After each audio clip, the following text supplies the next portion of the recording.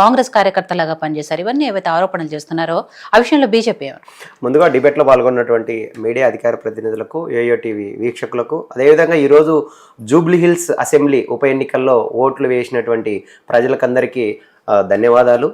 And ఈరోజు ముఖ్యంగా చెప్తున్నాం, ఇటు టీఆర్ఎస్ అటు కాంగ్రెస్కి చెమటలు పట్టించింది మా బీజేపీ పార్టీ అని చెప్పేసి మేము స్పష్టంగా చెప్తున్నాం మీడియా ముఖంగా. ఈరోజు ఖచ్చితంగా ఒకటి మేడం, ఈ జూబ్లీ హిల్స్ అసెంబ్లీ ఉప ఎన్నికలలో ఏ పోల్స్ తీసుకున్నా, ఒపీనియన్ పోల్స్ తీసుకున్నా, ప్రీ పోల్ తీసుకున్నా, ఎగ్జిట్ పోల్ తీసుకున్నా, పోస్ట్ పోల్ ఏది తీసుకున్నా కూడా త్రిముఖ పోరు అనేది ఖచ్చితంగా వచ్చింది.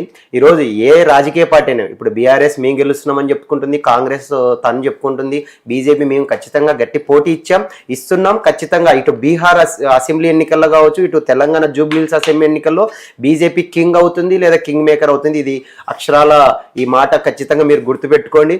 అండ్ ఒకటి, ఈరోజు రెడ్ బుక్ రాజ్యాంగం గురించి మాట్లాడేటువంటి కాంగ్రెస్ నాయకులకు, రాహుల్ గాంధీ గారికి, అదేవిధంగా రేవంత్ రెడ్డి గారికి ఈరోజు మీడియా ముఖంగా ప్రజల తరపున కానీ, అదేవిధంగా ప్రజల తరపున ప్రశ్నించేటువంటి బాధ్యతాయుత గల భారతీయ జనతా పార్టీ తరపున మేము మాట్లాడుతున్నాం మేడం. ఈరోజు రాజ్యాంగం గురించి గొప్పలు చెప్పేటువంటి రాహుల్ గాంధీ గారు ఇదే డాక్టర్ బిఆర్ అంబేద్కర్ గారు రాసినటువంటి ఈ రాజ్యాంగంలో of the people, by the people, for the people, serve the people అని రాసినటువంటి ఈ రాజ్యాంగాన్ని ఈరోజు తూట్లు పొడిచారని చెప్పేసి జూబ్లీ హిల్స్ అసెంబ్లీ ఎన్నికల్లో మేము కల్లారా చూసాం. మన మీడియాలో అంటే దొంగ ఓట్లు, నకిలీ ఫేక్ ఓటర్స్ ని క్రియేట్ చేయడం, వాళ్ళని ఎలక్షన్స్ కి పంపించడం, అదేవిధంగా డబ్బులు ఈరోజు చీరలు ఇస్తున్నారు, ఆ తర్వాత మిక్సీలు ఇస్తున్నారు, అదేవిధంగా ఓటుకి నోటు కేసులో దొరికినటువంటి నాయకుడు ఈరోజు కాంగ్రెస్ పార్టీ సీఎం. ఈ కాంగ్రెస్ పార్టీ సీఎం ఆధ్వర్యంలోనే, ఆయన డైరెక్షన్లోనే ఈరోజు ఓటుకు నోటు దాదాపు ఒక ఓటుకి 2,500 కానీ, 3,000 కానీ, 5,000 కానీ, 7,000 అంటే ప్రజల్ని ఈరోజు గందరగోళం చేస్తున్నారు. ఒకవైపు ఇంకోటి మనం చూస్తుంటే షేక్పేటలో ప్రజల్ని భయభ్రాంతులకు చేసి అక్కడ రిగ్గింగ్ చేశారు. ఈవెన్ మనం చూస్తున్నాం టీఆర్ఎస్ కి సంబంధించినటువంటి అభ్యర్థి ఈరోజు మాధవి సునీత గారిని కూడా చూసాం. నిజం చెప్పాలంటే మహిళగా ఆమె మీద మాకు సానుభూతి ఉంది. కాకపోతే ఈ రోజు ఎలక్షన్స్, మేము ఒక పార్టీకి సంబంధించిన నాయకులం కాబట్టి మా పార్టీ తరపునే మేము మాట్లాడతాం. ఈ రోజు అధికారాన్ని దుర్వినియోగం చేసింది అధికారులు కూడా, కొంతమంది పోలీస్ అధికారులు కూడా ఈ రోజు కేవలం ఈ రాజకీయ పార్టీ కోణంలో బీఆర్ఎస్ కి కూడా అన్యాయం చేసింది. అదేవిధంగా బీజేపీ ఎప్పుడు ప్రశ్నిస్తూనే ఉంది. ఈ రోజు మేము ఒకటే చెప్తున్నాం రేవంత్ రెడ్డి గారికి, 6 గ్యారెంటీలు అమలు చేస్తానని చెప్పేసి అడ్డగోలుగా అధికారంలోకి వచ్చినటువంటి రేవంత్ రెడ్డి గారు ఈరోజు జూబ్లీ హిల్స్ అసెంబ్లీ ఎన్నికల్లో రెఫరెండం పెడితే ఖచ్చితంగా తన సీఎం సీటుకి ఎసురొస్తుందనే అక్కసుతో కావచ్చు, అదేవిధంగా లక్ష్యంతో ఈరోజు ఓటుకు నోట్లు ఖచ్చితంగా పెంచారు. ముమ్మాటికి ప్రతి ఒక్కరిని చూడండి, ఇప్పుడు యూసఫ్ కూడా డివిజన్ తీసుకున్నా, బోరబండ తీసుకున్నా, ఎర్రగడ్డ తీసుకున్నా, షేక్పేట తీసుకున్నా, రేమత్ నగర్ లో చూసుకున్నా, ఎక్కడ చూసుకున్నా అధికార దుర్వినియోగం జరిగింది.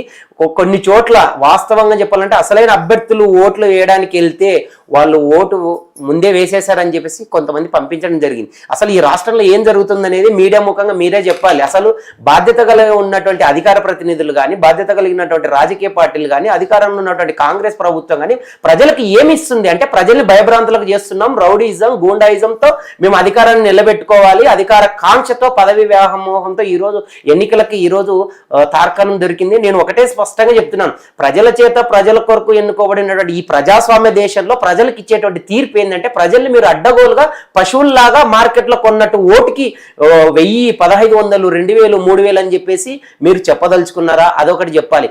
అదేవిధంగా ఎప్పుడు అడ్డగోలుగా ఈవీఎంల గురించి, అదేవిధంగా ఈవీఎంలను హ్యాకింగ్ చేస్తున్నారు, ఓటు చోరీ గురించి మాట్లాడేటువంటి రాహుల్ గాంధీ గారు, రేవంత్ రెడ్డి గారు ఈరోజు జూబ్లీ హిల్స్ అసెంబ్లీ ఎన్నికల్లో తాము చేసినటువంటి ఓటుకు నోట్లు గురించి కూడా మాట్లాడడం ఖచ్చితంగా మీడియా ముఖంగా మాట్లాడాలి. మాట్లాడితే మంచిదని చెప్తున్నాం. ఖచ్చితంగా మేము స్పష్టంగా చెప్తున్నాం, ఏ పార్టీ అయినా కూడా గెలుస్తుంది అని చెప్పేసి ధీమా వ్యక్తం చేస్తున్నాం. మేము కూడా బీజేపీ కూడా గెలుస్తామనే నమ్మకం మాకుంది.